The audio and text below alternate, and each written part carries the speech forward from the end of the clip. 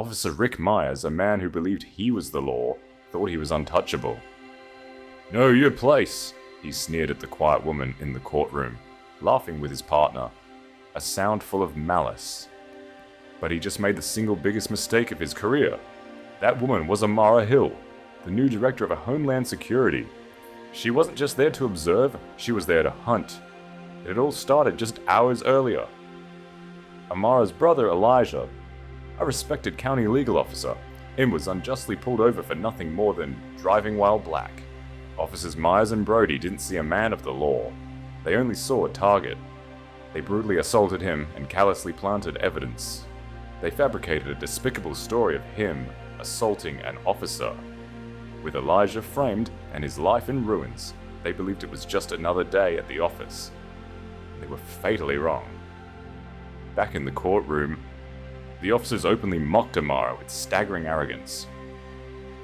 "Look at this one," Shawn whispered loudly. "Thinks she's in a TV drama." They saw another victim. Amara saw two criminals building their own gallows. With cold precision, she documented every racist slur, every blatant lie, every smug grin. Her smartwatch was a direct, encrypted link, streaming every second of their corruption to a federal server in real time. Drunk on absolute power, Rick made his final fatal error. He grabbed her shoulder with force and hissed, "Don't make this harder on yourself." That single hostile touch triggered a code red alert in Washington. A federal official was under direct physical threat. The game was officially over. Amara stood up, her entire demeanor transformed. With chilling calm, she slowly rolled up her sleeve, revealing the unmistakable high-tech emblem of a national-level director. Rick's face went pale, the color draining away. Shawn froze in abject terror. He hadn't been mocking a citizen, he had been threatening a powerful federal agency. "You just laid your hands on the wrong person," Amara stated, her voice cutting through the dead silence as she handed the technician a USB stick. "Open the folder labeled Restored Body Cam." The courtroom screen exploded with the damning truth he thought he had permanently erased. The illegal stop, the planted evidence, and the sickening sound of them laughing as they framed an innocent man. "I am trained," Amara said, her eyes locked on them, "to recover everything you thought was deleted."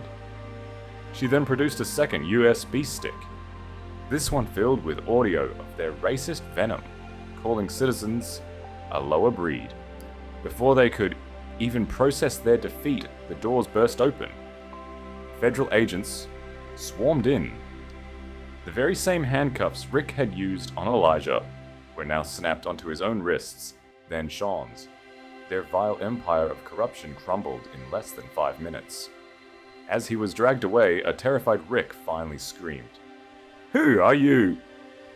Amara leaned in, her voice a cold, precise whisper. "I am the mechanism you broke, and I'm here to recalibrate the very system you twisted beyond all recognition."